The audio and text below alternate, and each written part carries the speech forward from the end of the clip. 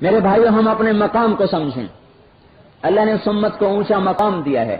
اللہ نے اس امت کو کمانے کے لیے نہیں، بازار سجانے کے لیے نہیں بھیجا. یہ ہماری ضرورت کی چیزیں ہیں. اللہ تعالیٰ نے ہمیں پوری دنیا میں اسلام کو زندہ کرنے کے لیے بھیجا ہے. آج ہماری کم قسمتی ہے، 70 سال کی عمر گزر گئی، ایک دفعہ بھی دنیا میں دین کے زندہ کرنے کا نہ فکر پیدا ہوا، نہ اس کے مٹنے کا غم پیدا ہوا.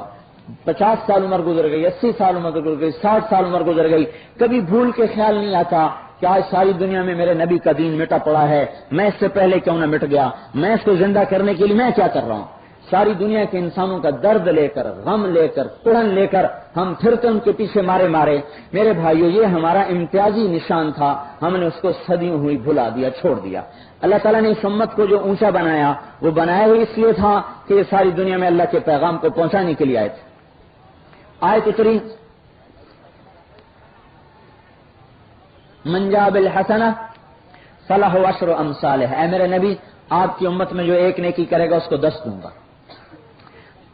یہ پہلی امتوں کو نہیں تھا، پہلی امتوں کو ایک پہ ایک ہی نیکی ملتی تھی، یہ ہمیں ہیں ایک پہ 10. تو آپ پہ قربان جائیں. آپ نے کہا یا اللہ زد امتی، تھوڑا میری امت کو اور زیادہ عطا کر دے، 10 تھوڑا ہے.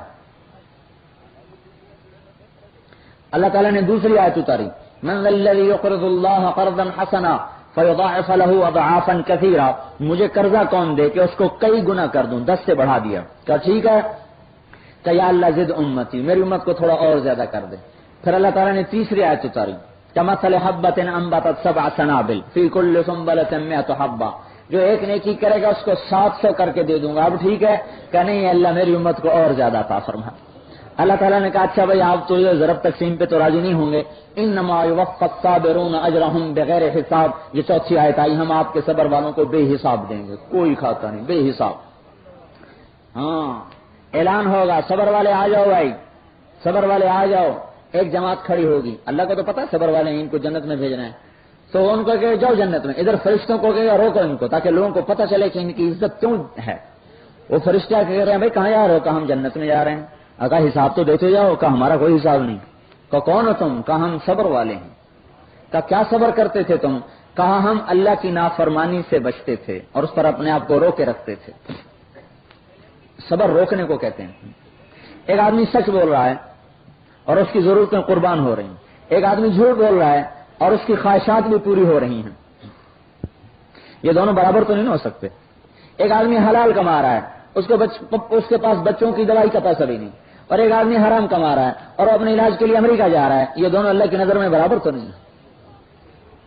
ایک کا بچہ مر جاتا ہے دوائی کا پیسہ نہیں لیکن حرام میں ہاتھ نہیں ڈالتا، اور ایک کے بچے کو امریکہ سے کھلونے لا کے دیے جاتے ہیں حرام کے پیسے سے.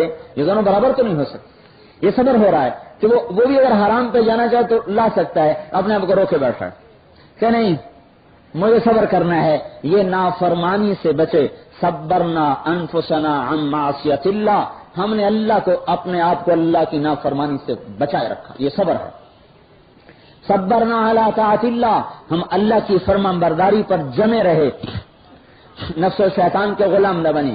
صبرنا علی البلاء، اللہ نے مصیبت بھیجی، ہم نے جزا فضا نہ کی، ہم نے شور نہ مچایا، خاموشی سے اللہ کی آزمائش کو سہ کے چلے گئے.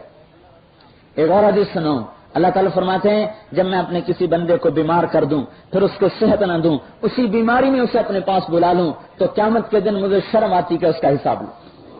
میں کہتا ہوں دنیا میں اس کو اتنے دکھ دیے، اب حساب کا دکھ نہیں دیتا. جا میرا بندہ موج کر میں لے کر چلا جا جنت میں، تیرا کوئی حساب نہیں، دنیا میں تیرا رگڑا کافی تھا.